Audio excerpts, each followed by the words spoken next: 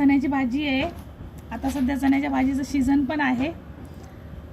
मी ही घेतलेली आहे चण्याची भाजी आणि मी हिला असं पकडते चारी बाजूनी सगळीकडून आणि असं कट करून घेते याला बारीक बारीक। आणि याची भाजी कशी बनवायची आहे बघूया आज आपण।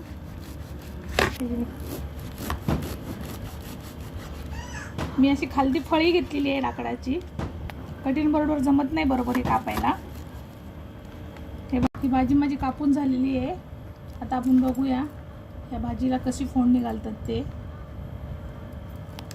हिरव्या मिरच्या आहेत 4 ते 5 घेतलेल्या आहेत आणि लसूण आहे, मी याला बारीक करून घेणार आहे। पॅन मध्ये तेल टाकलेले आहे 1.5 माप।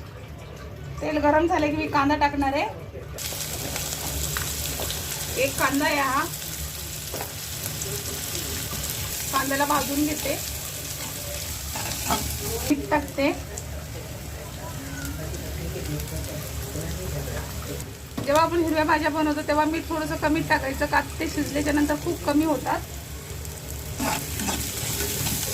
लसूण आणि हिरवी मिरची वाटून ठेवलेली आहे, मला थोडं तिखटच पाहिजे, तुम्ही तुमच्याप्रमाणे तिखट टाकू शकता।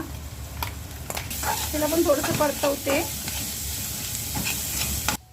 थोडीशी हळद टाकते। तसं तर चण्याच्या भाजीमध्ये हळद टाकतच नाही, पण मी टाकते, मला आवडते हळद।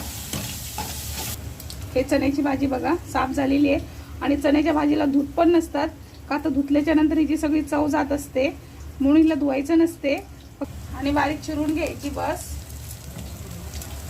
माझी आई सांगत होती अशी की चण्याच्या भाजीला धूत नसतात। तुम्हाला जर धुवायचं असेल तर तुम्ही धुवू शकता, मी तर धुतलेली नाहीये।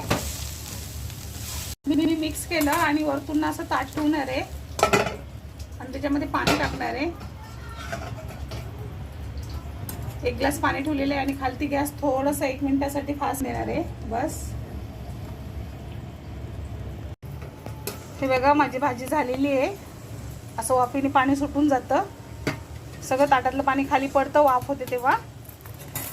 भाजी झालेली आहे माझी ही मस्तपैकी, आता खाण्यासाठी रेडी आहे। ज्वारीच्या भाकरीबरोबर आपण खाऊ शकतो। खरं तर ज्वारीच्या भाकरीबरोबर जी भाजी चांगली लागते, तुम्ही करून बघा ही भाजी। मी स्लो गॅसवरच भाजी शिजवलेली आहे ही रेसिपी करून बघा। आता सध्या सीझन आहे भाजीचं।